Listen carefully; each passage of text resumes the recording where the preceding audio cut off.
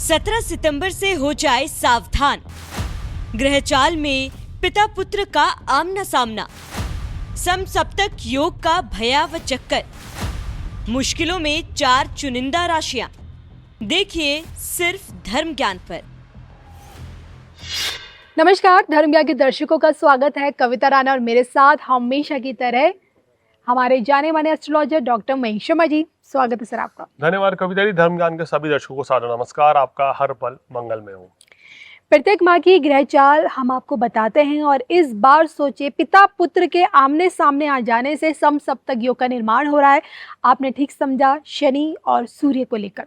और ये जो समसप्तक योग है ये 17 सितंबर को बनने जा रहा है। लेकिन इसी समसप्तक योग में वो 4 राशियां कौन सी हैं जिनके लिए मुश्किलें बढ़ सकती हैं, जिनके लिए एक कष्टकारी वाला समय आने वाला है, या फिर जिनकी तरक्की में ग्रहण लग सकता है, जिनको आर्थिक हानि पहुंच सकती है, और इस दौरान क्या कुछ उपाय करके ये लोग इस समसप्तक योग के नकारात्मक प्रभाव को कम भी कर सकते हैं। इसी पर आज हम चर्चा करेंगे, सब कुछ महेश जी से जानेंगे। सबसे पहले हमारे लिए ये समझना जरूरी है कि अन्य ग्रहों की तुलना में जो समसप्तक योग बनता है उसकी तुलना में जब सूर्य और शनि का समसप्तक योग बनता है तो दोनों में क्या फर्क होता है? देखिए, समसप्तक योग कविता जी, जब भी कोई ग्रह आमने सामने होता है, अब देखिए अभी आप देखिए शनिदेव जो है मीन राशि में बैठे हैं जी। और अभी तक कन्या राशि में मंगल चल रहे थे जी। मंगल का राशि परिवर्तन हुआ है। उसके बाद अब जैसे सूर्य सिंह से कन्या में आएंगे तो आमने सामने, इसको समसप्तक योग बोला जाता है। चाहे वो चतुर्थ दशम का हो, चाहे लगन और सप्तम भाव का हो। जी। तो समसप्तक योग जो है अगर अशुभ ग्रहों का बनता है तो अशुभता जो है बढ़ जाती है, और अगर शुभ ग्रह का बनता है तो वो शुभता बढ़ जाती है। तो ये एक समसप्तक योग को इसलिए बोला गया है कि अभी तक शनि मंगल आमने सामने थे तो स्थितियां सही नहीं थी। अब शनि सूर्य रहेंगे तो ये भी पिता पुत्र होके भी कहीं ना कहीं विरोधाभास रहता है, परेशानियां पैदा करते हैं जी। एंग्जाइटी देंगे, स्ट्रेस देंगे। तो इस युति के चलते क्या प्रभाव पड़ेगा किन राशियों को, किन 4 राशियों को थोड़ा सा सावधान रहना पड़ेगा। इस समय उनकी लाइफ में थोड़ी ज्यादा परेशानी बढ़ सकती है। ये 4 राशि वाले अगर सावधानी रखेंगे तो किसी बड़ी परेशानी से बच सकते हैं। इस समय इनको अपने गृहस्थ जीवन में, काम कारोबार में या सामाजिक जीवन में थोड़ा संभल कर चलना होगा। बिल्कुल। तो जो कि समसप्तक योग की जो ड्यूरेशन है तकरीबन आप 1 महीना पूरा मान 1 लीजिए। महीने की रहेगी, क्योंकि शनि तो विराजमान है एक लंबे समय के लिए। जी। सूर्य 1 महीने बाद प्लेसमेंट चेंज करेंगे, तुला में आएंगे, तो उसके बाद जो है फिर कहानी बदल जाएगी। तो आप ये लगा लीजिए कि 1 महीने का पूरा ये गोचर रहेगा। यानी कि समसप्तक योग के 30 दिन आपके कैसे बीतेंगे, खासकर हम जिन 4 चुनिंदा राशि के बारे में आज महेश जी से जानेंगे विस्तार पूर्वक।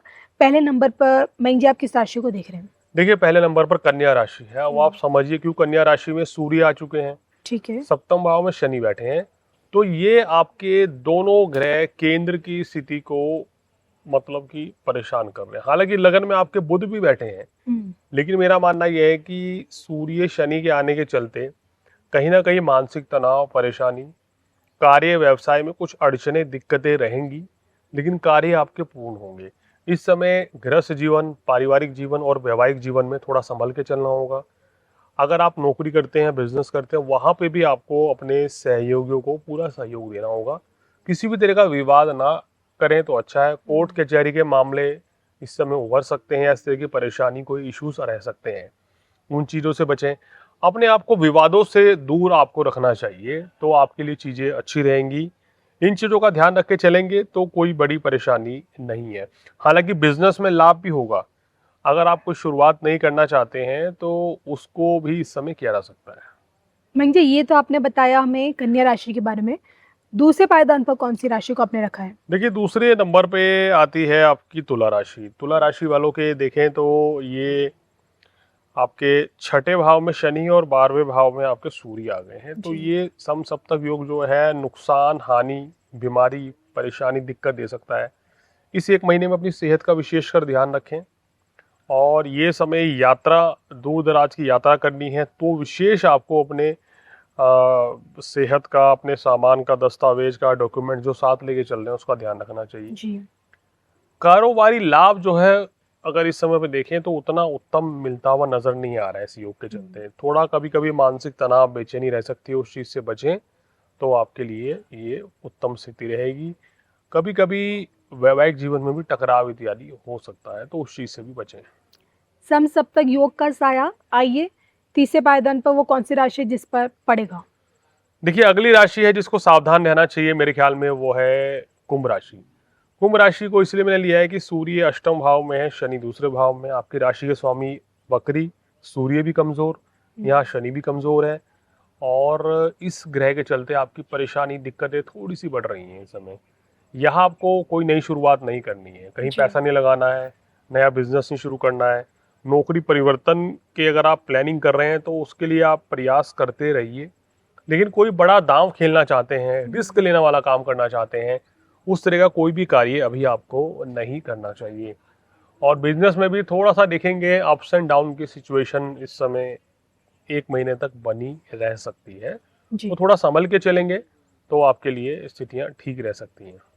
इसी कड़ी में चौथे पायदान पर है मीन राशि, जहाँ शनि बैठे हैं, सामने सूर्य आ गए हैं। ठीक है। तो मीन राशि वालों को ये थोड़ा ज्यादा इफेक्ट करने वाले हैं, क्योंकि आपकी राशि में शनि है, 7.5 पीक पर है, सूर्य सामने है, तो ये आपके लिए सलाह दी जाती है कोई बड़ा डिसीजन इस समय ना लें। वैवाहिक जीवन में भी थोड़ा मधुरता बनाए रखें। काम कारोबार के दृष्टिकोण से भी ये समय थोड़ा सा मध्यम ही रहेगा, यानी कि आपकी उम्मीद के मुताबिक उतना लाभ आपको नहीं मिल पाएगा जितना मिलना चाहिए था। तो इसलिए ये समय मानसिक तनाव, अनिद्रा, डिप्रेशन वगैरह का रह सकता है, उस चीज़ से आपको बचना होगा। यहाँ थोड़ा संभल के चलें, कुछ उपाय करेंगे तो निश्चित रूप से आपको लाभ मिल सकता है। बिल्कुल।